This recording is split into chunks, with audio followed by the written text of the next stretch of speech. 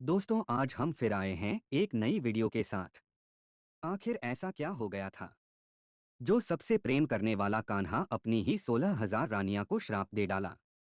जो रानियां सदैव उनकी सेवा में तत्पर रहती थी, श्राप देने के बाद सब कुछ नष्ट हो गया।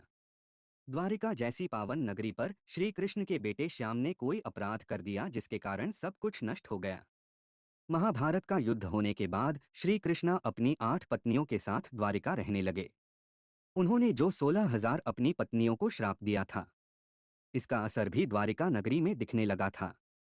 जब नरकासुर नामक राक्षस ने वरदान प्राप्त था कि उसे कोई भी पुरुष नहीं मार सकता और उसका आतंक बहुत बढ़ता जा रहा था, वह सभी को मारता चला जा रहा था, ऋषियों को यज्ञ नहीं करने देता था और स्त्रियों को भी अगवा कर लेता था।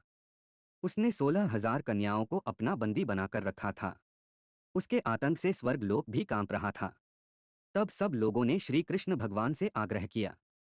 तब कृष्ण भगवान ने अपनी पत्नी सत्यभामा के साथ मिलकर नरकासुर का वध कर डाला और जिन 16,000 कन्याओं को उसने बंदी बना रखा था उन सबको छुड़ाकर उनके साथ विवाह किया। क्योंकि उन 16,000 कन्याओं ने श्री कृष्ण भगवान से प्रार्थना की है, प्रभु आपने उसे दुष्ट राक्षस से हमें बचाया है, लेकिन हमें इस संसार के कलंक से और परिवार से कौन बचाएगा, और अब हम आपके साथ ही रहना चाहते हैं, आपको हमसे विवाह करना पड़ेगा। यह 16,000 कन्या द्वारिका में ही रहकर श्री कृष्ण की भक्ति करती थी, क्योंकि श्री कृष्ण ने कभी भी उनको अपनी अर्धांगिनी स्वीकार नहीं किया था। एक दिन नारद मुनि द्वारिका नगरी आए, लेकिन सब अपने अपने कामों में व्यस्त थी, इसलिए किसी ने नारद मुनि पर ध्यान नहीं दिया। श्री कृष्ण के पुत्र श्याम ने भी नारद मुनि पर ध्यान नहीं दिया। इस बात पर नारद मुनि क्रोधित हुए और उन्हें अपना अपमान महसूस हुआ। नारद मुनि ने उनको सबक सिखाने का सोचा और उन्होंने शाम के साथ उनकी अन्य पत्नियों को मदिरापान करवा दिया। मदिरापान करने के बाद सब अपना आपा खो बैठे और श्री कृष्ण की 16,000 पत्नी में से एक ने शाम की पत्नी का भेष बनाकर उसके कक्ष में चली गई और नशे में दुष्कर्म कर बैठे। जैसे ही श्री कृष्ण को यह बात पता चली, दूसरी कृष्ण ने शाम को कुष्ठ रोग से पीड़ित होने का दंड दिया और उनकी जितनी भी पत्नी इस बुरे कर्म में शामिल थी उन्हें भी श्राप दिया कि मेरी मृत्यु के बाद तुम्हारा बुरे लोगों द्वारा अपहरण हो जाएगा। फिर गांधारी के द्वारा दिया हुआ श्राप अपना कर दिखाने लगा और धीरे धीरे यदुवंशियों की आपस में ही लड़ाई होने लगी। एक दिन सारे यदुवंशियों की आपस में लड़ाई हो गई और उन्होंने एक दूसरे की हत्या कर दी।